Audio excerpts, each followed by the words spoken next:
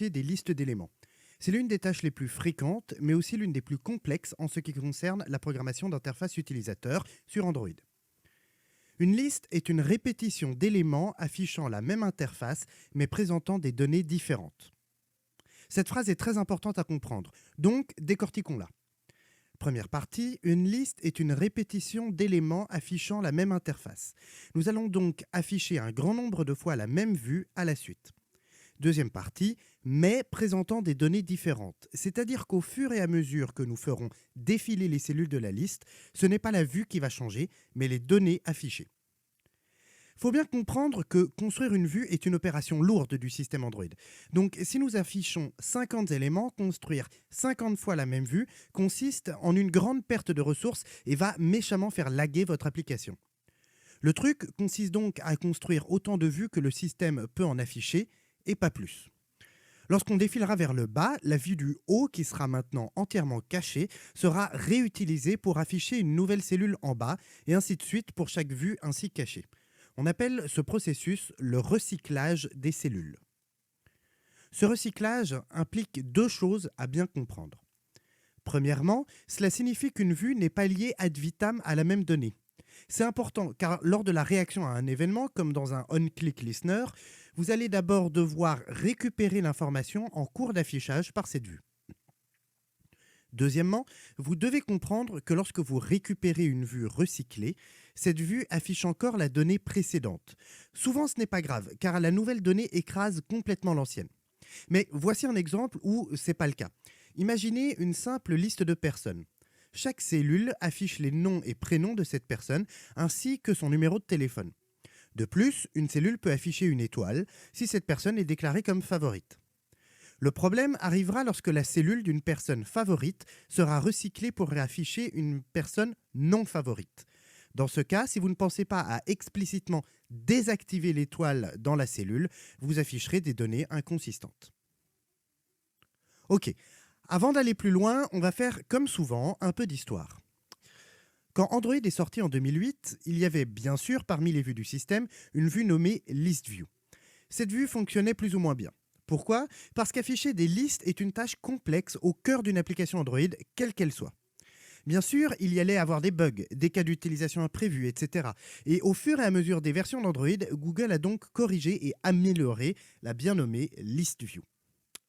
Avance rapide à 2014 pour la sortie de Android Lollipop. Après 6 années de List View, Google annonce Recycler View, une nouvelle vue qui fait la même chose que List View, mais en mieux. En mieux parce que Recycler View permet plus de choses et plus de liberté. Le revers de la médaille est que Recycler View est un peu plus compliqué. Une des grandes nouveautés de Recycler View est que cette vue ne fait pas partie du système Android. C'est une librairie fournie par Google. Pourquoi ? Deux raisons. Premièrement, parce que ça permet à Google de fournir Recycler View pour tous les systèmes Android et pas seulement Lollipop et supérieur.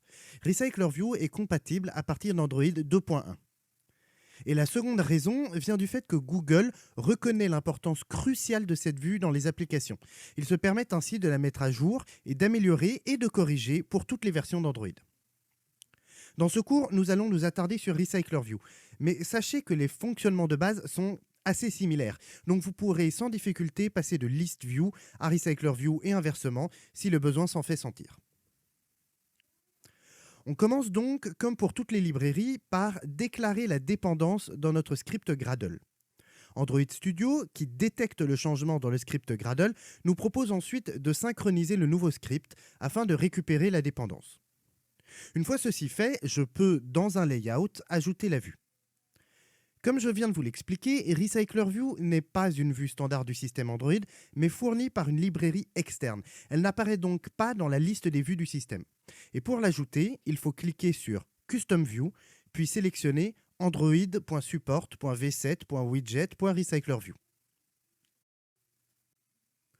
Dans le code XML du layout, comme vous pouvez le voir, c'est le nom complet, package inclus, qui est utilisé. C'est ainsi que vous pouvez, dans le XML dans Layout, utiliser des vues qui ne sont pas du système Android, mais fournies dans votre code ou dans une librairie. Ici, je change juste son ID à List. Le code maintenant. Comme toujours, je récupère la vue avec FindViewById. Ensuite, je lui assigne deux choses très importantes. La première, c'est le Layout Manager. Comme je vous l'ai dit, RecyclerView est plus complet et puissant que son homologue ListView. Il permet de faire plus de choses. Et en fait, c'est le Layout Manager qui décide comment seront positionnés les éléments. Le Linear Layout Manager que je lui assigne est le Layout Manager qui va positionner les éléments en ligne, les uns après les autres. Par défaut, il les affiche de haut en bas. Le deuxième, c'est l'adapteur. C'est le pendant du Layout Manager. Le Layout Manager s'occupe du positionnement et l'adapteur s'occupe du contenu. L'adapteur est un objet que vous devez programmer vous-même puisqu'il va afficher votre contenu. Voyons la classe, il y a beaucoup de choses, donc on va prendre le temps de tous les expliquer. De plus, je vais vous mettre le code dans le texte sous cette vidéo pour que vous puissiez le manipuler vous-même. Alors, première chose qu'on remarque, c'est que MyAdapter hérite de recyclerView.adapter avec un argument générique, une classe héritant de recyclerView.viewHolder. En fait, l'adapteur s'occupe de l'ensemble du contenu, tandis que le viewholder s'occupe, lui, des spécificités d'une cellule. Pour cet exemple, j'utilise la liste des personnages du livre Les Royaumes du Nord, premier tome de la trilogie À la croisée des mondes, un de mes livres favoris de tous les temps. Si vous ne l'avez pas lu, oh mon Dieu, allez-y les yeux fermés. Enfin, ouverts pour lire, mais ce livre est vraiment trop bien. Enfin bref, la méthode getItemCount retourne simplement le nombre total de cellules que contiendra la liste. Rien de bien compliqué. La méthode onCreateViewHolder a un nom assez explicite. Elle vous demande de créer un viewholder du type déclaré comme argument générique en haut. Le premier argument va nous servir à créer la vue, vous allez voir. Le second argument est là pour le cas où vous auriez différents types de cellules, et ici ce n'est pas le cas. Chaque cellule a la même organisation, seul le contenu diffère, donc on peut ignorer cet argument. Pour la vue de la cellule, j'ai créé un petit layout XML absolument classique, comme vous pouvez le voir. Il est composé de deux TextView, dont les ID sont Name et Description. Rien de bien folichon, si ce n'est ces deux lignes. C'est très simple.